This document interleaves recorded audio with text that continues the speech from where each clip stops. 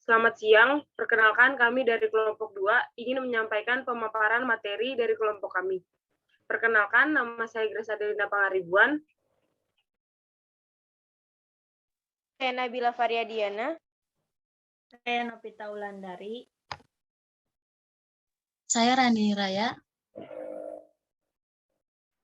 Saya Febrianti Pantina. Saya Siti Nur Aisyah. Untuk materi pertama akan dibacakan oleh Nabila Fari dan Randini Raya. Pengertian saham atau stok merupakan salah satu instrumen pasar keuangan yang paling populer.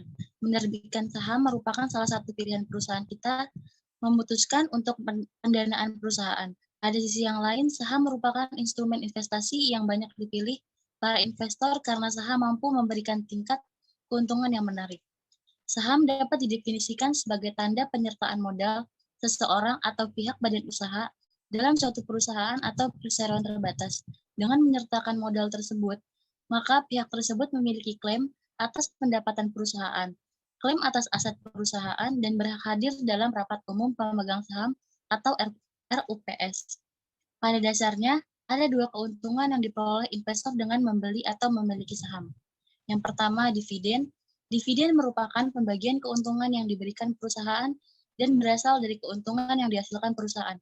Dividen diberikan setelah mendapat persetujuan dari pemegang saham dalam RUPS.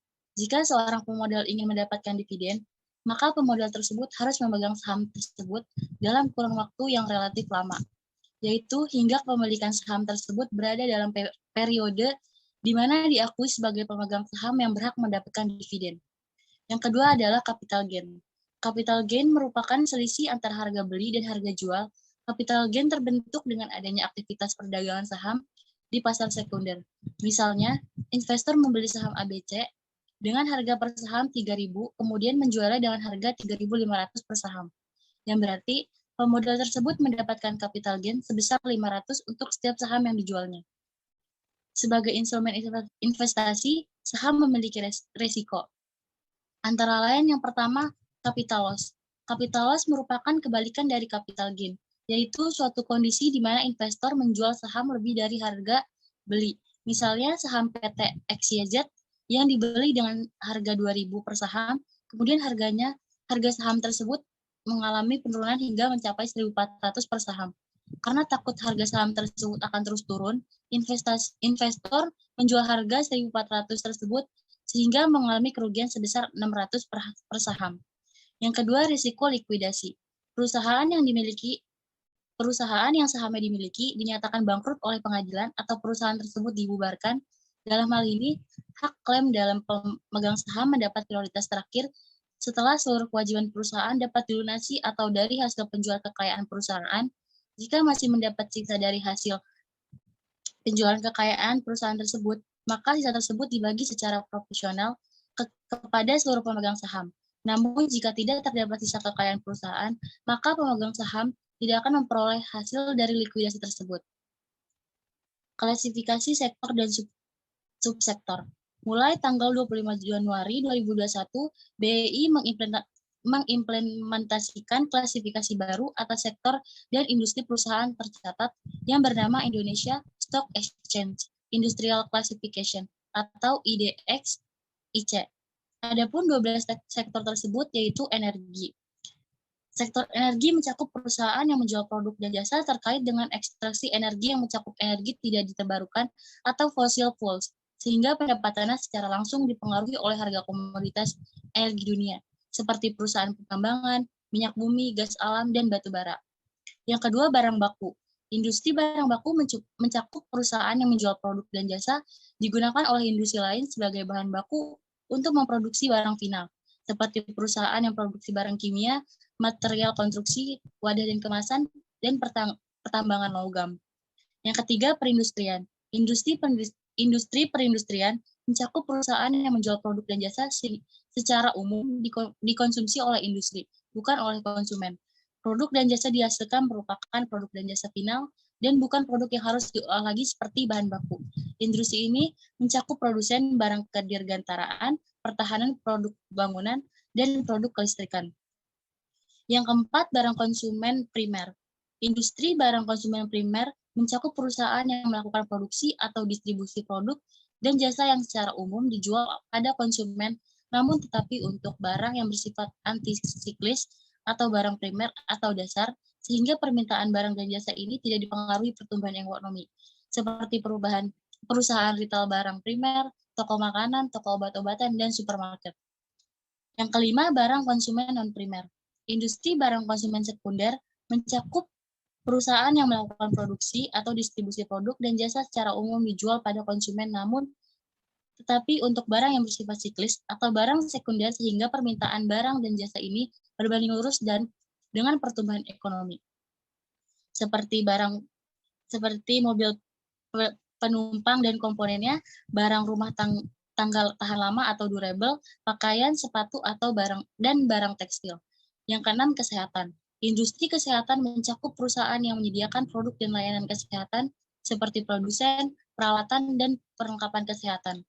Yang ketujuh, keuangan. Industri keuangan mencakup perusahaan yang menyediakan layanan keuangan seperti bank, lembaga pembiayaan konsumen, modal ventura, jasa investasi, asuransi, dan perusahaan holdings. Yang kedelapan, ada properti dan real estate. Industri properti dan real estate mencakup perusahaan pengembang properti dan real estate dan perusahaan yang menyediakan jasa penunjangan. Yang kesembilan, teknologi. Industri teknologi mencakup perusahaan yang menjual produk dan jasa teknologi seperti perusahaan jasa internet yang bukan penyedia koneksi internet, penyedia jasa konsultan TI, perusahaan pengembang perangkat lunak, dan produsen perangkat jaringan. Yang ke-10 ada infrastruktur. Industri infrastruktur mencakup perusahaan yang berperan dalam pembangunan dan pengadaan infrastruktur, seperti perusahaan penyedia jasa logistik dan pengantaran. Yang ke-11 ada transportasi dan logistik. Industri transportasi dan logistik mencakup perusahaan yang berperan dalam aktivitas perpindahan dan pengangkutan seperti penyedia transportasi, serta perusahaan penyedia jasa logistik dan pengantaran. Dan terakhir ada produk investasi tercatat, yaitu produk investasi tercatat mencakup produk-produk investasi yang tercatat di Bursa Efek Indonesia. Selanjutnya, papan pencatatan saham, yaitu perusahaan dapat mencatatkan sahamnya di papan utama, papan pengembangan, atau papan akselerasi Bursa Efek Indonesia. Persyaratan untuk dapat mencatat saham di Bursa Efek di papan utama, papan pengembangan, atau papan akselerasi. Selanjutnya akan dibacakan oleh Nabila Fari. Penetapan peraturan OJK terkait penawaran umum untuk emiten dengan aset skala kecil atau menengah.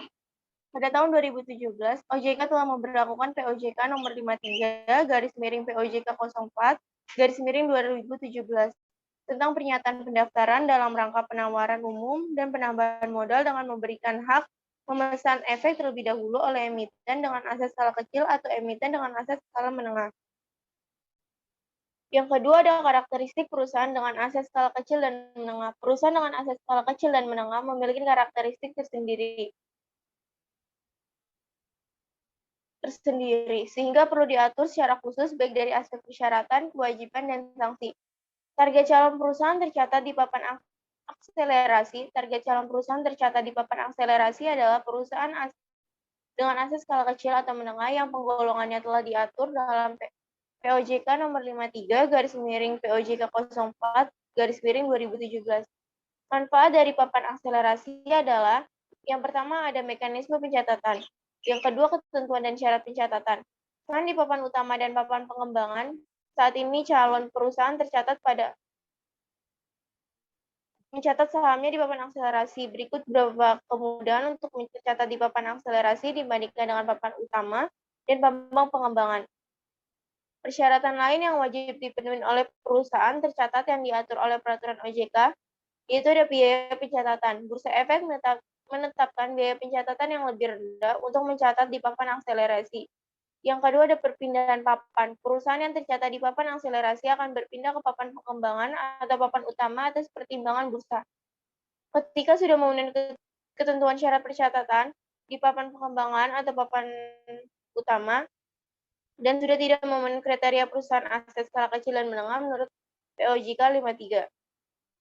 Efek yang keempat ada efek bersifat ekuitas dalam pemantauan khusus. Efek bersifat ekuitas dalam pemantauan khusus adalah efek bersifat ekuitas yang ditetapkan bursa berdasarkan kondisi tertentu sebagaimana dimaksud dalam peraturan nomor 2S tentang perdagangan efek bersifat ekuitas dalam pemantauan khusus.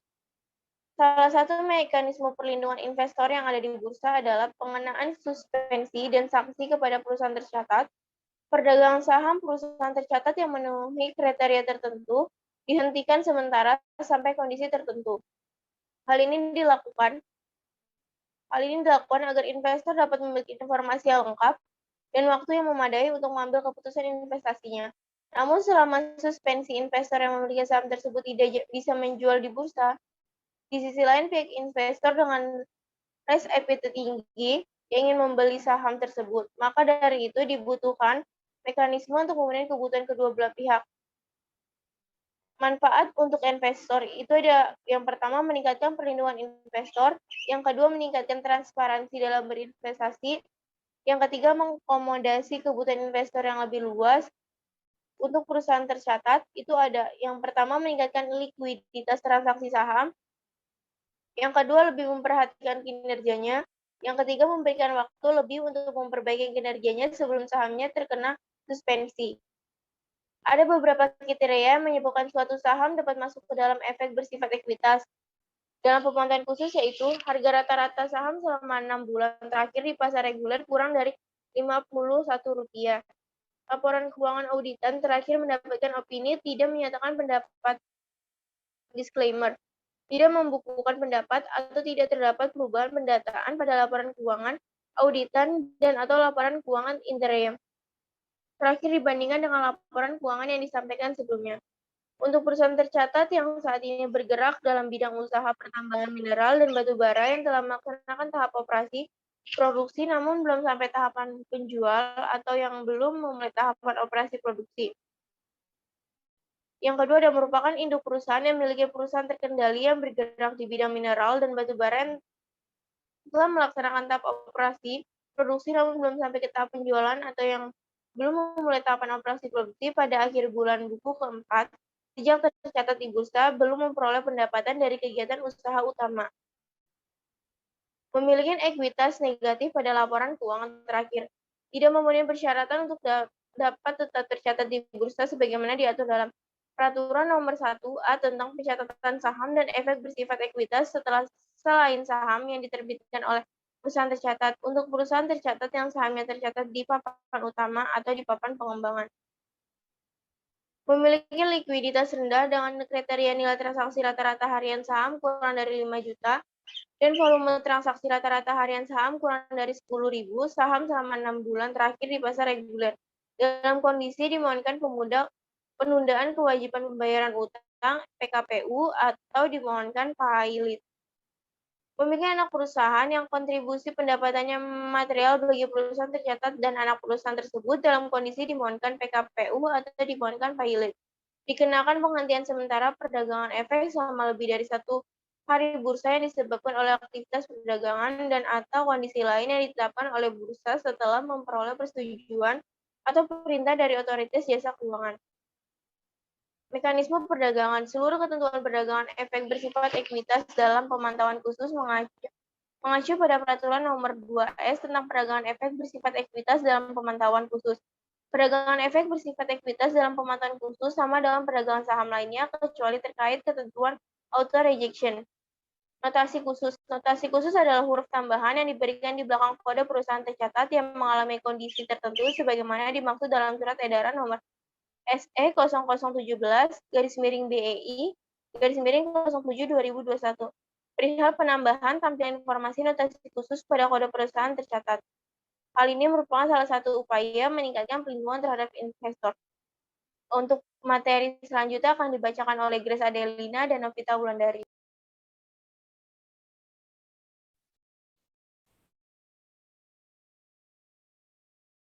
Ayo berinvestasi. Katanya di umur 20-an, itu penting banget buat mulai berinvestasi. Tapi nyatanya menabung aja susah dilakukan, apalagi investasi. Kan butuh modal gede, terus bisa rugi juga. Nanti nggak bisa you only live once. Kalau dengar kata investasi, yang kepikiran adalah susah, takut rugi, atau nanti aja kalau udah mapan. Saran dan ajakan buat berinvestasi sejak dini akhirnya cuma diwacanakan dan dipertimbangkan. Apalagi kita penghasilan belum mapan atau belum ada pemasukan, gimana mau investasi, nabung aja susah. Investasi perlu direncanakan sejak dini. Kenapa? Tantangan utama anak muda di usia 20-an untuk masalah keuangan adalah bagaimana mereka mengeluarkannya untuk spending pengalaman baru dibanding saving untuk keperluan jangka panjang. Usia 20-an adalah usia transisi dari remaja ke dewasa, di mana kamu punya otoritas penuh terhadap diri sendiri, punya pekerjaan dan bisa menafkahi diri sendiri, belum ada tanggungan atau cicilan, dan mau menikmati hasil usaha kerja dengan senang-senang, serta membeli pengalaman baru. Salah. Enggak dong. Tapi jangan lupa kalau keuangan yang matang dan mapan itu perlu direncanakan sejak dini. Pemenuhan gaya hidup adalah faktor utama yang menjadikan generasi muda masih kesulitan dalam mengatur keuangan. Memenuhi gaya hidup gak ada habisnya. Dream Warriors. Jangan jadikan konsep YOLO sebagai pembenaran terhadap gaya hidup konsumtif. Kamu harus memikirkan masa depan dan kejar mimpi, punya perencanaan keuangan yang mapan. Aku sudah buat perencanaan keuangan yang menyisakan pemasukanku buat tabungan di bank, berarti sudah bisa dibilang berinvestasikan. Menabung tidak sama dengan investasi dan masih banyak yang salah kaprah tentang hal ini. Perbedaan antara menabung dan investasi. Sekalipun keduanya bisa membantu memenuhi masa depan finansial yang lebih baik, tujuan dari menabung dan investasi itu berbeda. Menabung adalah proses uang untuk kebutuhan atau jangka pendek yang bisa dicairkan atau diambil kapanpun. Misalnya kamu mau liburan ke luar negeri di tahun depan. Secara berkala kamu akan menabung di bank dengan jumlah dana tertentu sesuai dengan target keberangkatan. Namun di tengah jalan kamu punya kebutuhan darurat dan membutuhkan dana tambahan. Kamu bisa sewaktu-waktu mengambil atau mencairkan tabungan kamu. Menabung di bank memiliki risiko yang rendah dengan keuntungan yang rendah juga. Jika tujuan kamu menabung adalah mengharapkan perkembangan nilai uang yang lebih besar, kamu harus mempertimbangkan untuk melakukan investasi. Investasi adalah proses mengembangkan uang yang dimiliki untuk mendapatkan keuntungan yang lebih. Karena memiliki keuntungan yang lebih, maka resikonya juga lebih besar. Tapi tenang aja, banyak kok produk investasi dengan tingkat resiko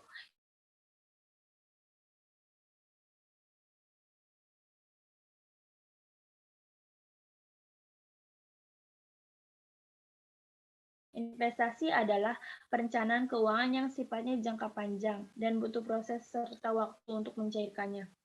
Namun, berbagai bentuk penanaman modal investasi sangat berguna untuk masa depan kamu. Kenapa harus berinvestasi? 1. Menciptakan sumber keuangan baru. Berinvestasi memberikan kamu kesempatan untuk menambah nilai atas uang kamu.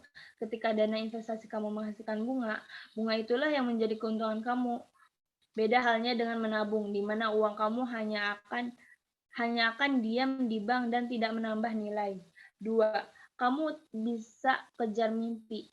Mimpi punya rumah, memulai bisnis sendiri. Investasi bisa membantu kamu untuk mewujudkan tujuan mimpi kamu. 3. Kamu membuat uang bekerja untuk kamu, bukan sebaliknya. Dana yang kamu investasikan akan menghasilkan uang tambahan dari bunga yang dihasilkan dan tambahan pemasukan tersebut. Kamu bisa menikmati hidup melakukan hal yang kamu inginkan, misalnya traveling, melanjutkan pendidikan, atau menambah modal membangun bisnis. 4. Menyiapkan masa tua. Akan ada waktunya kamu harus pensiun dan berhenti dari dunia kerja. Tentunya kamu harus mempersiapkan sumber pendapatan ketika kamu sudah tidak produktif lagi.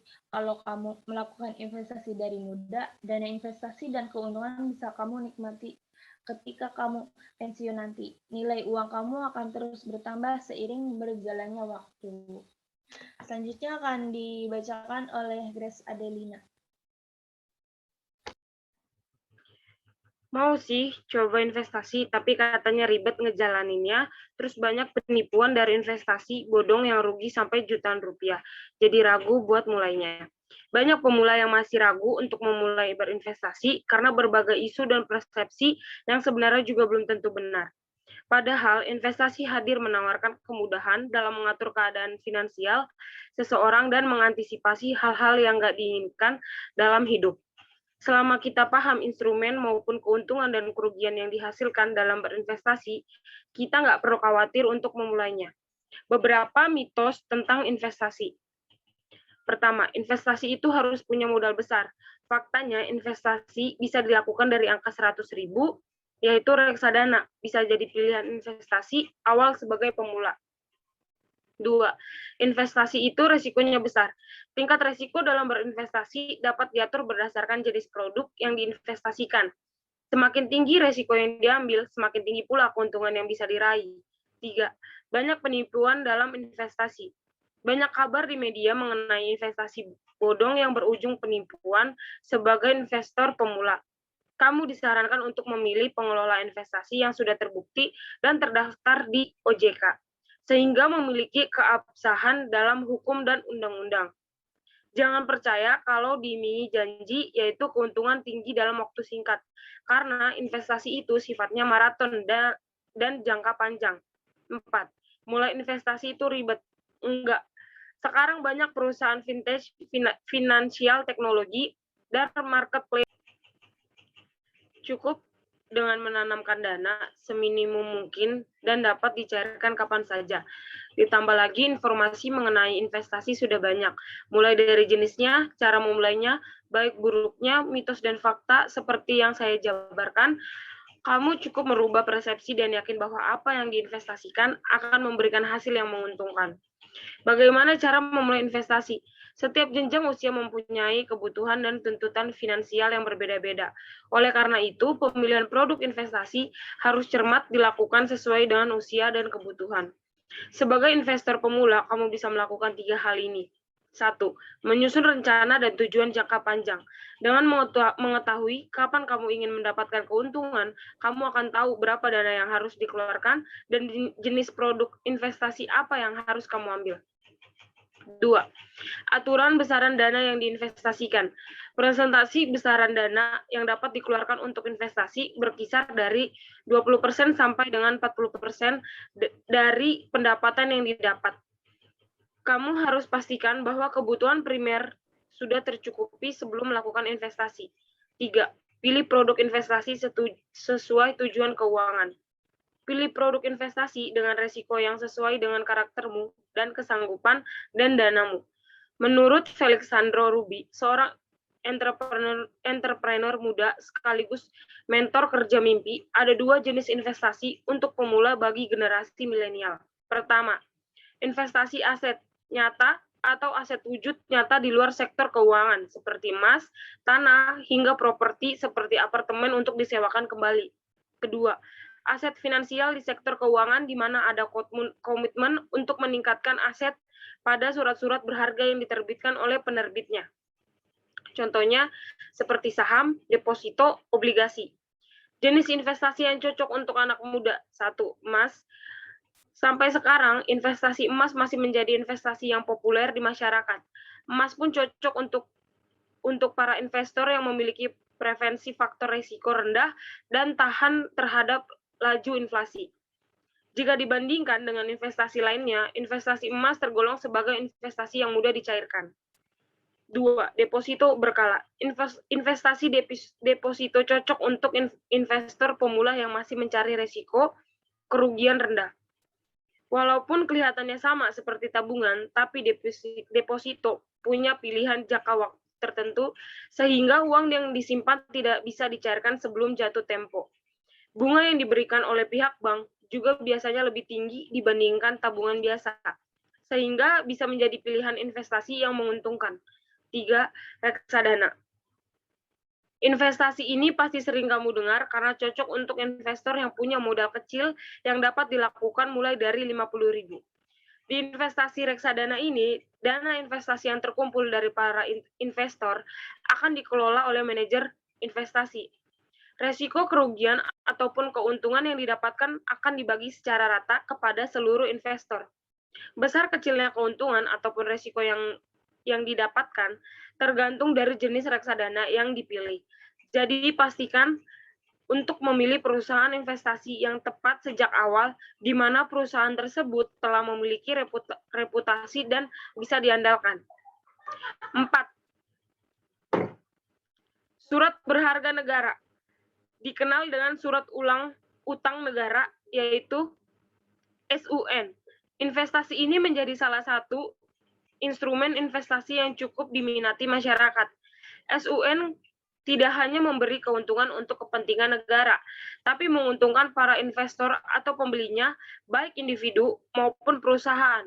Investasi ini cocok buat kamu yang punya modal kecil dan tidak mau mengambil resiko besar. Jenisnya pun banyak, seperti obligasi retail Indonesia atau ORI, saving bonds retail atau SBR, suku retail dan suku tabungan negara. Untuk membelinya, kamu harus mendapatkan jadwal pemesanannya. 5. Saham. Investasi saham adalah bukti bahwa kamu turut menyertakan modal di dalam suatu perusahaan. Nggak perlu modal besar untuk berinvestasi saham dan memiliki bukti kepemilikan atas perusahaan atau badan usaha. Sebagai pemilik perusahaan, kamu akan mendapatkan pembagian hasil atau dividen secara berkala. Meskipun punya potensi mendapatkan keuntungan yang nggak terbatas, risiko dalam berinvestasi saham sangat tinggi karena harga saham bisa naik ataupun turun setiap saat. 6. Properti. Melakukan investasi di properti membutuhkan modal yang sangat besar karena membutuhkan perawatan serta biaya pajak yang tinggi. Namun, di balik modal yang besar, investasi ini menjanjikan keuntungan yang besar karena harga tanah dan harga rumah selalu mengalami peningkatan setiap tahunnya. Selain itu, properti punya risiko yang rendah karena pergerakan nilai properti tidak sensitif seperti investasi saham. Sayangnya, properti tidak bisa dicairkan dengan cepat karena butuh waktu untuk menjualnya. Pilih investasi dengan bijak dan sesuai dengan kebutuhan serta kemampuan kamu. Investasi juga tidak harus melulu tentang uang, karena menurut Felixandro Ruby, perencanaan keuangan ada dua konsep. Pertama adalah defense, di mana kita menyikapi bekal investasi dan proteksi diri untuk masa depan dengan penghasilan yang dimiliki. Yang kedua adalah offense, di mana kita mencari cara untuk meningkatkan skill atau memilih investasi supaya income bertambah. Untuk materi ketiga akan dibacakan oleh Febrianti dan Siti Nur Aisyah.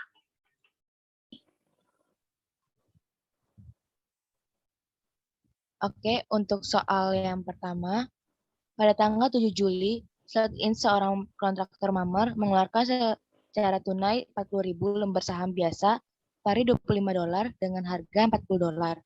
Dan pada tanggal 20 Oktober, ia menerbitkan secara tunai 15.000 lembar saham preferen pari $100 dengan harga $120.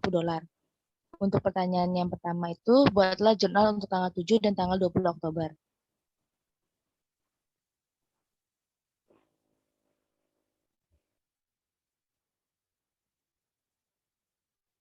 Untuk tanggal 7 Juli, kas didebit sebesar 1.600.000. 1.600.000 itu didapat dari 40.000 kali 40. 40 itu merupakan nilai pasar.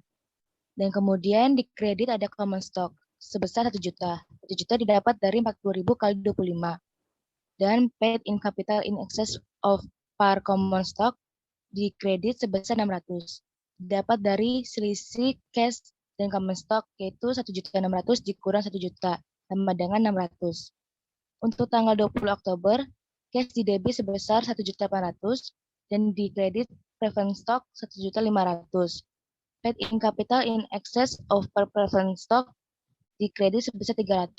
Didapat dari selisih cash dan preference stock 1.800.000 dikurang 1.500.000 sama dengan 300. Untuk pertanyaan yang kedua itu yang B. Pertanyaan itu, berapa jumlah total yang diinvestasikan atau total modal disetor oleh semua pemegang saham pada 20 Oktober? Yaitu jawabannya common stock sebesar 1.600.000 ditambah dengan preference stock 1.800.000, yaitu totalnya 3.400.000. Untuk soal kedua akan dilanjutkan oleh Siti Nur Aisyah. Untuk pada tanggal 20 Februari, Mudguard Corp, pedagang grosir karpet, mengeluarkan tunai sebesar $100.000 lembar saham biasa tanpa nilai par, dengan nilai yang dinyatakan sebesar $10 seharga $15, dan pada tanggal 30 April diterbitkan secara tunai $4.000